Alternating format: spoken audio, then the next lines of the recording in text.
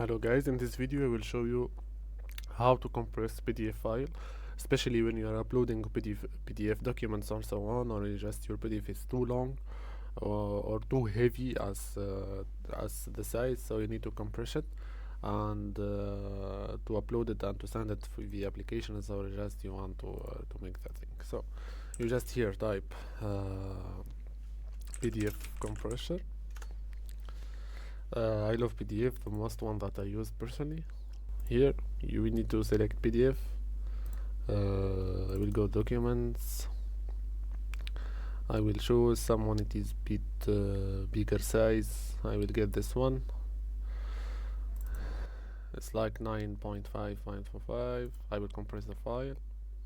It's from 9.5. You need to upload it, and then you will process the compression, and then it will be give you the file in order to download it.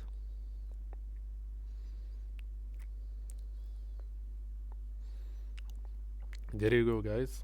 It is from 9.5 to 3.68. I hope you like the video. Please like, share and subscribe.